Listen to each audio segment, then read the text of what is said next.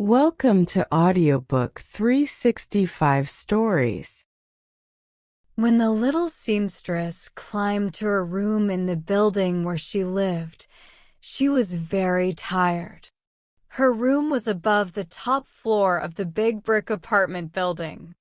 If you don't understand what a room above the top floor is, remember that people can be very greedy and tall apartment buildings can be very high.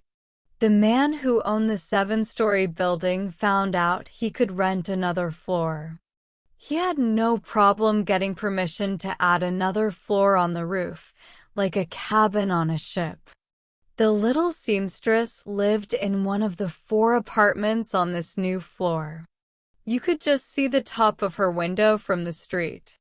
The big cornice, which used to be the top of the building, was now her windowsill and hid most of the new floor. The little seamstress was almost 30 years old.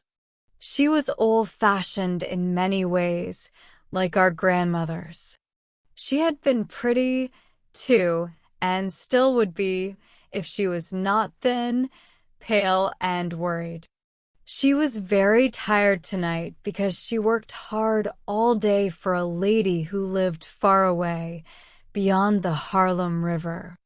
After the long trip home, she had to climb 7 flights of stairs. She was too tired, both in her body and mind, to cook the 2 little chops she had brought home. She decided to save them for breakfast. So she made a cup of tea on her small stove and ate a slice of dry bread with it. It was too much trouble to make toast. But after dinner, she watered her flowers. She was never too tired for that. The 6 pots of geraniums on the top of the cornice got the south sun and did their best to thank her. Then she sat down in her rocking chair by the window and looked out. Her room was high above all the other buildings. She could look over some low roofs and see the end of Tompkins Square, with a little bit of spring green showing in the evening. The loud noise of the city came up to her and made her a little sad. She was a country girl, and although she had lived for 10 years in New York, she never got used to the constant noise. Tonight, she felt tired from the new season and her hard work. She was almost too tired to go to bed. She thought of the hard day she had just finished and the hard day that would start after the night on her hard little bed. She thought of the peaceful days in the country when she taught school in the village in Massachusetts where she was born. She thought of the many small insults she had to take from people who had more money but less manners. She thought of the sweet green fields that she rarely saw now. She thought of the long trip to and from work that would start and end her next day, and she wondered if her employer would offer to pay her fare. Then she made herself think of more pleasant things so she could sleep. Since the only pleasant things she had were her flowers, she looked at the garden on top of the cornice. A strange grating noise made her look down. She saw a shiny object moving unevenly towards her flower pots.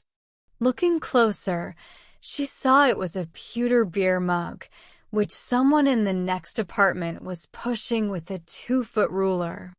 On top of the beer mug was a piece of paper with writing on it.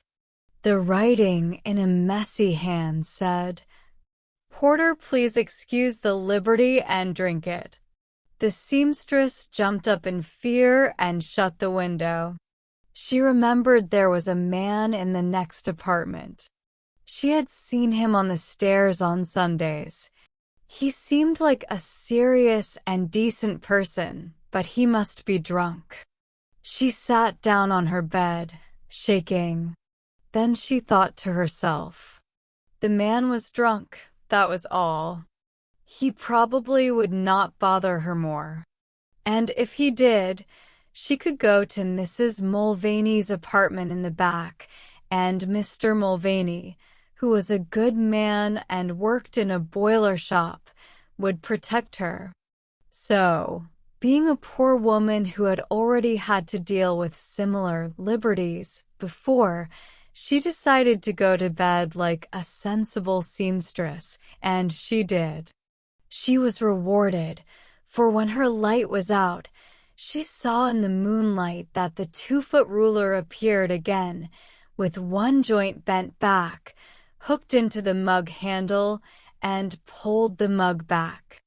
The next day was a hard one for the little seamstress, and she hardly thought about what happened the night before until the same time came again, and she sat once more by her window. Then she smiled at the memory. "Poor fellow," she said kindly. "I'm sure he's very ashamed now. Maybe he was never drunk before. Maybe he didn't know there was a woman alone here to be scared." Just then she heard a grating sound. She looked down.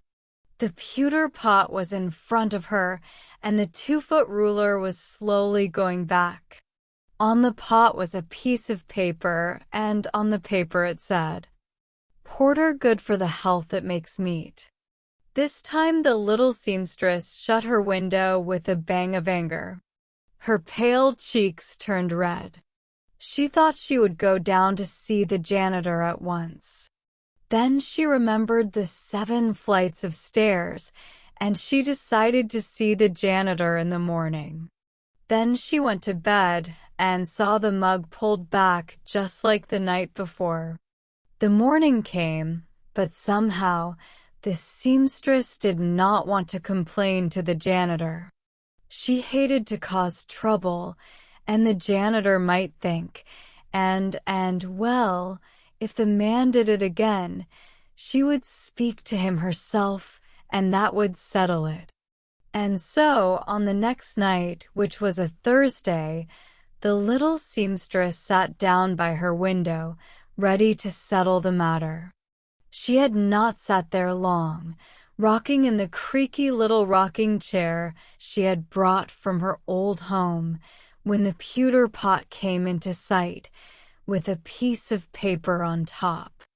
This time the note read, "Perhaps you are afraid I will address you. I am not that kind."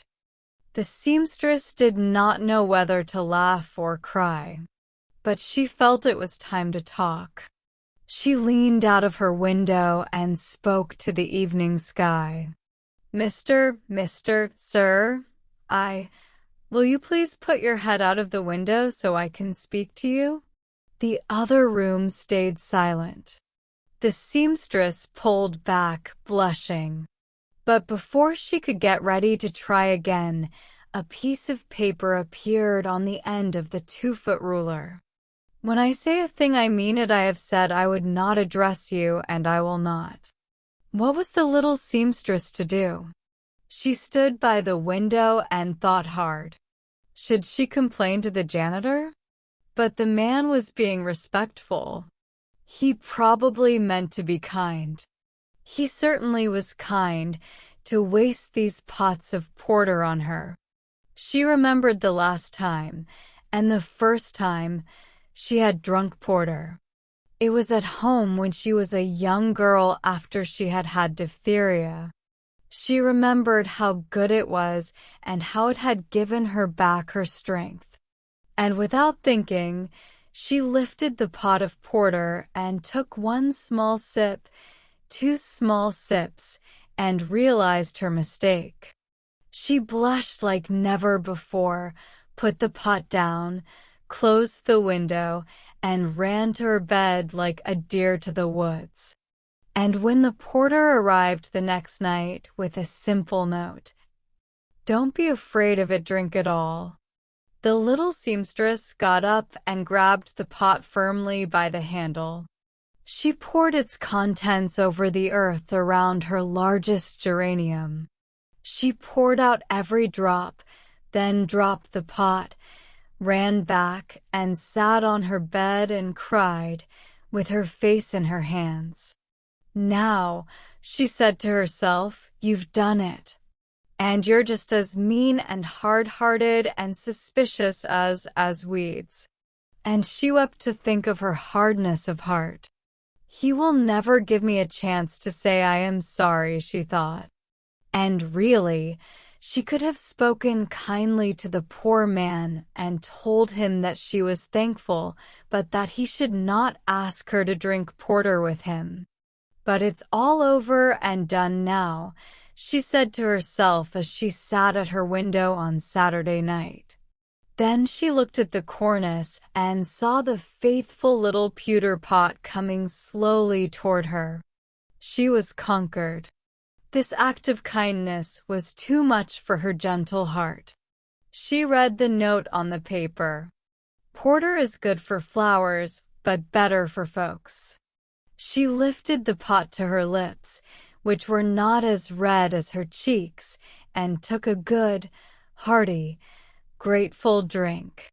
She sipped in thoughtful silence after this first gulp, and soon she was surprised to see the bottom of the pot. On the table beside her, a few pearl buttons were wrapped in a bit of white paper. She unwrapped the paper and smoothed it out, then wrote with a shaky hand. She could write very neatly. "Thanks." She put this note on the top of the pot, and soon the bent 2-foot ruler appeared and pulled the pot back. Then she sat still, enjoying the warm feeling from the porter. It warmed her whole body, which was different from the heavy, unpleasant heat of the spring air. A grating sound on the tin woke her up. A piece of paper was under her eyes. "Fine growing weather. Smith," it said. Now, it is unlikely that in all the usual things people say, there was one that could have made this seamstress keep talking. But this simple and homely phrase touched her heart. What did growing weather matter to the workers in this sea of brick and stone? This stranger must be, like her, someone who grew up in the country, longing for the new green and the turned brown soil of the fields. She picked up the paper and wrote under the first message. "Fine." But that seemed short, so she added, "For what?" She didn't know. Finally, in desperation, she wrote potatoes. The paper was pulled back and came with a reply. "Too missed for potatoes." When the little seamstress read this and realized that mist was how the writer pronounced moist, she laughed softly to herself. A man whose mind, at such a time, was seriously thinking about potatoes was not a man to fear. She found a half sheet of notepaper and wrote, "I lived in a small village before I came to New York, but I'm afraid I do not know much about farming." "Are you a farmer?" The answer came. "Have been most everything farmed a spell in Maine." Smith.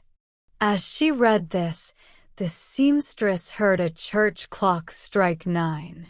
"Goodness, is it so late?" she said, and she quickly wrote, "Good night," pushed the paper out, and closed the window. But a few minutes later, as she passed by, she saw another piece of paper on the cornice, fluttering in the evening breeze. It said only "Good night," and after a moment's hesitation, the little seamstress took it in and kept it safe. After this, they became the best of friends. Every evening the pot appeared, and while the seamstress drank from it at her window, Mr. Smith drank from its twin at his. Notes were exchanged as quickly as Mr. Smith's early education allowed.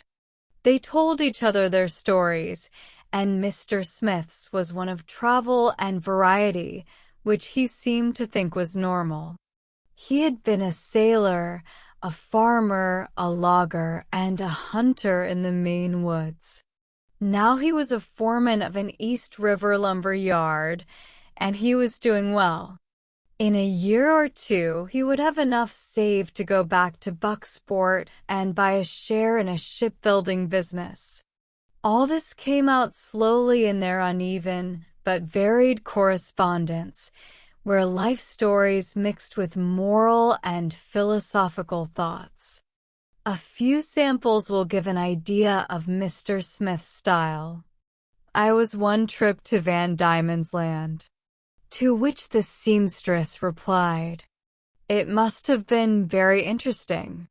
But Mr. Smith responded briefly, "It wasn't." Further, he said, "I seen a Chinese cook in Hong Kong could cook flapjacks like your mother. A missionary that sells rum is the meanest of God's creatures. A bullfight is not what it is said to be. The Dagos are worse than the brutes. I am 6 feet 1 3/4, but my father was 6 foot 4 inches. The seamstress had taught school one winter, and she could not stop herself from trying to correct Mr. Smith's spelling. One evening, in answer to this message, "I killed a bear in Maine 600 pounds weight," she wrote, "Isn't it usually spelled bear?" But she gave up when he replied, "A bear is a mean animal any way you spell him." Spring turned into summer, and still, the evening drink and the evening letters made the end of each day better for the little seamstress. The porter drink helped her sleep each night, giving her a calmer rest than she had ever known in the noisy city. It even started to make her a bit healthier. The thought of having an hour of nice company somehow gave her the strength to cook and eat her little dinner, no matter how tired she was. The seamstress's cheeks started to turn pink like June roses. All this time, Mr. Smith kept his promise to stay silent, even though the seamstress sometimes said little things to try to get him to respond. He stayed quiet and hidden. Only the smoke from his pipe and the sound of his mug on the cornice told her that a real Mr. Smith was her friend. They never met on the stairs because their schedules were different. Once or twice, they saw each other on the street, but Mr. Smith looked straight ahead, just above her head. The little seamstress thought he was a very good-looking man, with his tall height and thick brown beard. Most people would have called him plain. Once she talked to him. She was coming home one summer evening, and some boys stopped her and asked for money to buy beer, as they often did. Before she could get scared, Mr. Smith appeared. She didn't know from where, chased the boys away, and grabbed 2 of them, kicking them until they were in pain. When he let them go, she turned to him and thanked him warmly, looking very pretty with the color in her cheeks. But Mr. Smith said nothing. He looked over her head, turned red, fidgeted nervously, but stayed quiet until he saw a round German man walking by.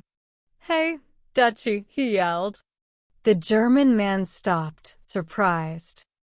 "I don't have anything to write with," Mr. Smith shouted, looking him in the eye. Then Mr. Smith continued on his way. And so the summer went on, and the 2 friends chatted silently from window to window, hidden from everyone below by the friendly cornice. They looked out over the roof and saw the green of Tompkins Square turn darker and dustier as the months went by. Mr. Smith often went on Sunday trips to the suburbs and never came back without some daisies or black-eyed Susans or, later, asters or goldenrod for the little seamstress. Sometimes, very wisely, He brought her a whole plant with fresh soil for potting. He also gave her a reel and a bottle, which he wrote that he had made himself, some coral, and a dried flying fish, which was a bit scary to look at with its sword-like fins and hollow eyes. At first, she couldn't sleep with the flying fish hanging on the wall. But he surprised the little seamstress very much one cool September evening when he pushed this letter along the cornice. The letter text. The little seamstress looked at this letter for a long time. Maybe she was wondering where Mr. Smith found this formal way of writing. Maybe she was amazed at his first try at using punctuation. Maybe she was thinking of something else because there were tears in her eyes and a smile on her small mouth. But it must have been a long time, and Mr. Smith must have grown nervous because another letter came along the cornice. It read, "If not understood, will you marry me?" The little seamstress quickly grabbed a piece of paper and wrote, "If I say yes, will you speak to me?" Then she stood up and passed it to him, leaning out of the window, and their faces met.